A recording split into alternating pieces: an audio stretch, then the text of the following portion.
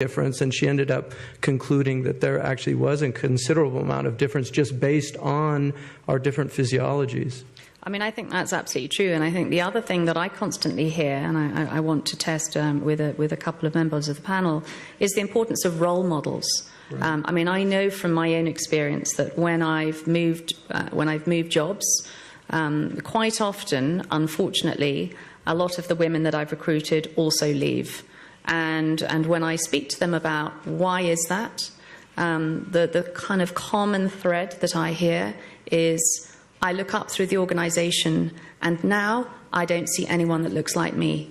And I think that's a real, that's a real problem and a real sadness. So I think, it's sort of almost beholden upon each of us to really try where we possibly can to be role models. I don't think you have to necessarily be female. I think you can actually, I think it's not just about, being a female, it's about leading perhaps with female traits. So it's not necessarily about your gender, but it's about your perspective. So Maysoon, may I ask you, in your career, did you have a role model, and what sort of difference, if you had one, did it make to your life?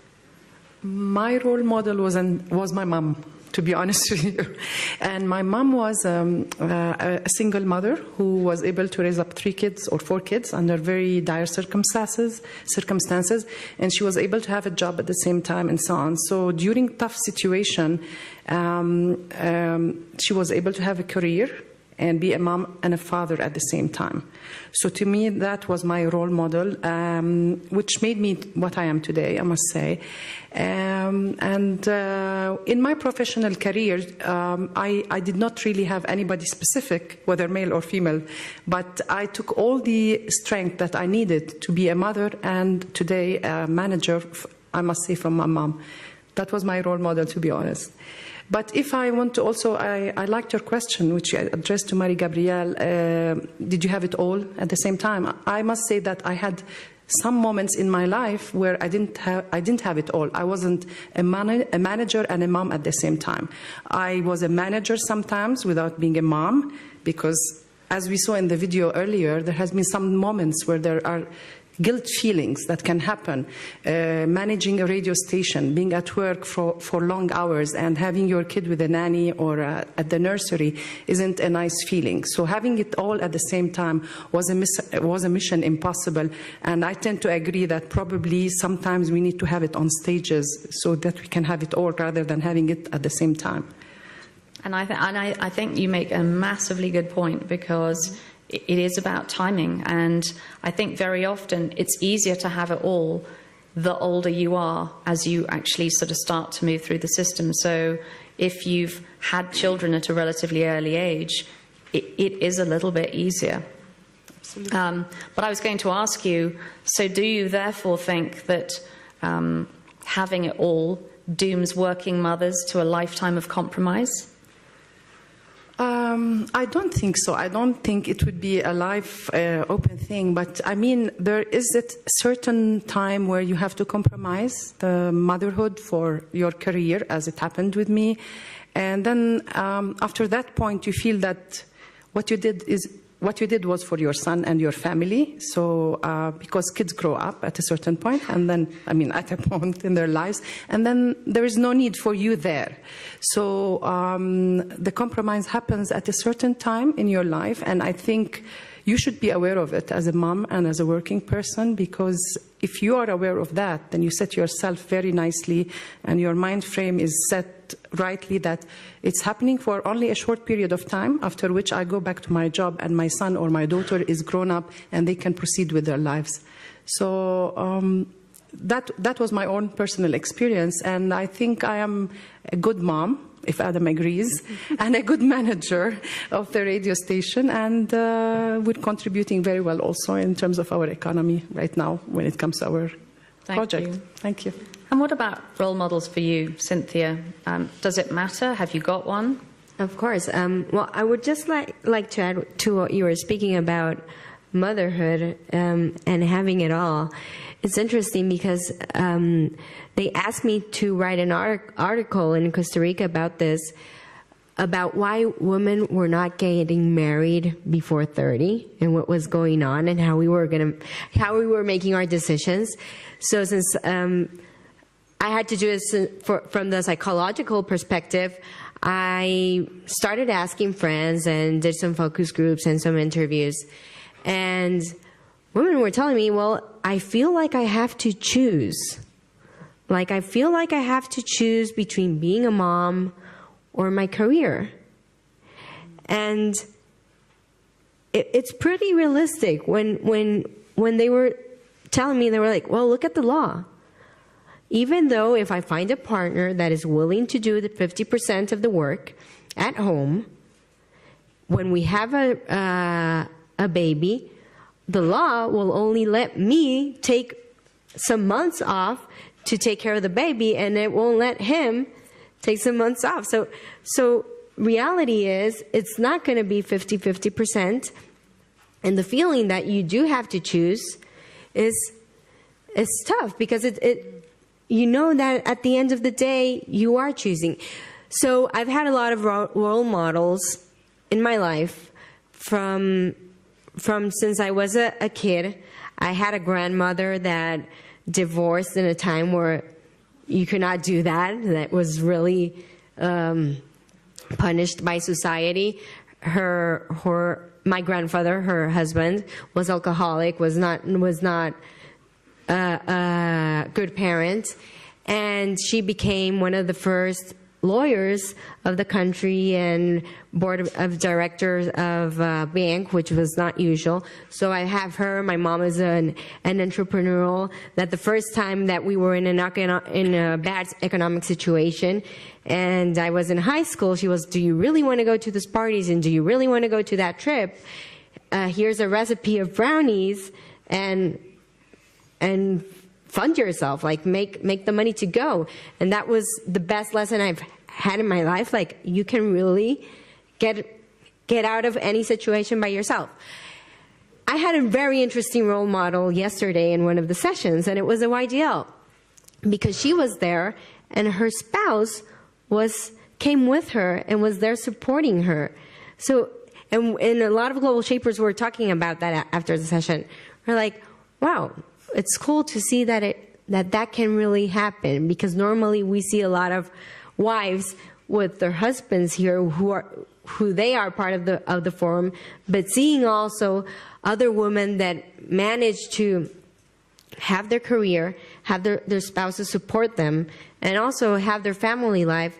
That's inspiring for us that are the new generation, that are feeling that we have to choose between two things.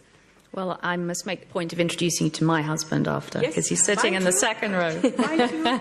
Exactly. You know, behind every woman is a great man. Yes. Yeah. I thought it was behind every great man was a great woman, and behind every great woman was herself. No. Partners are extremely important. Yeah. Extremely. Behind every great man's actually a woman rolling her eyes. Usually. No, I just, we've spent obviously a lot of time talking about, the gender issue in this, and the courage sometimes that we need to basically have within ourselves to do something slightly out of context, out of the box. What's the most courageous thing you've done around this topic, Tim? So, one of the things, as I mentioned, I became CEO of PwC on July 1.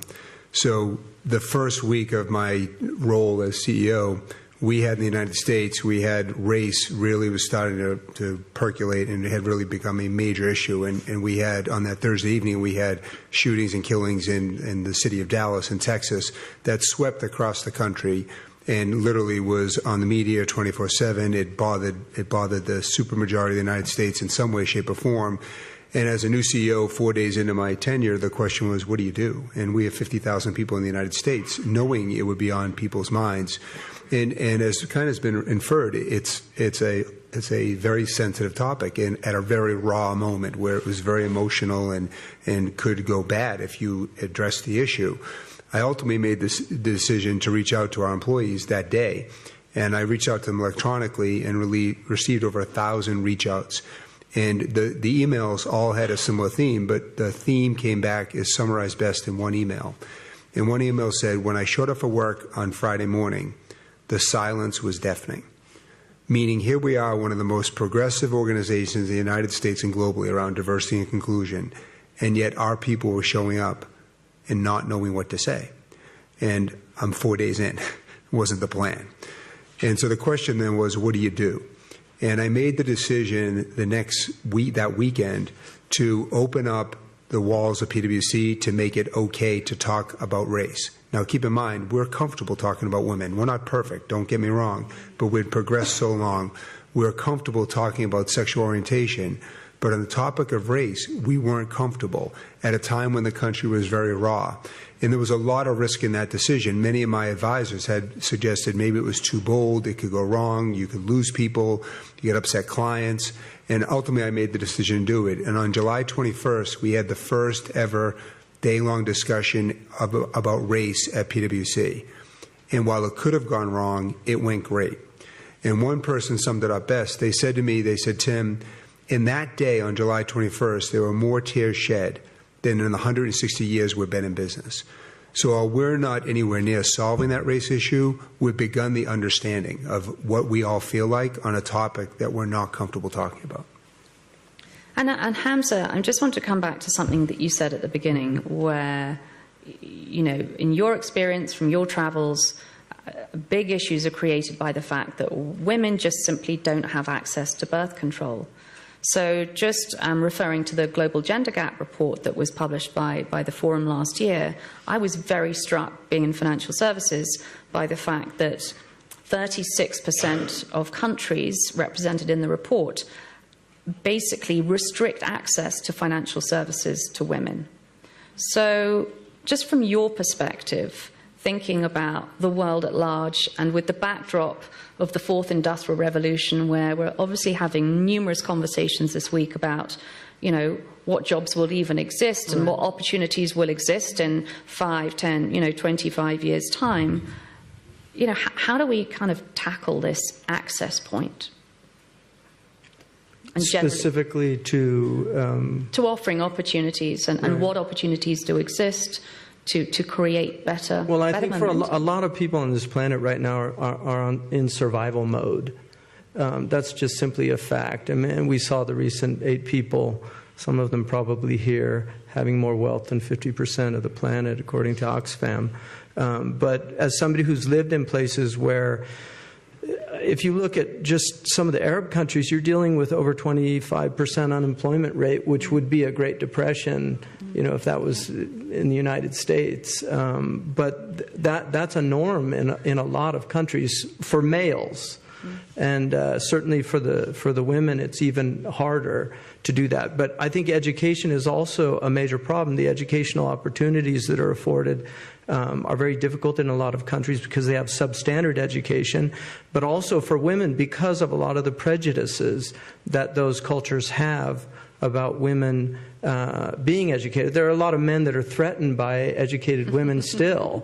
And I think, in the Western countries, women are actually doing better than men in many situations. If you take a country like Saudi Arabia, and I don't know if there's any here, Saudi Arabians, but in Saudi Arabia, the women are actually doing incredibly well in education, but the opportunities are far less available for them because of the nature of the culture.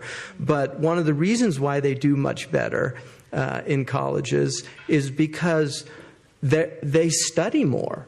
A lot of it is simply because the actual society doesn't enable them to do the things that a lot of the males end up doing.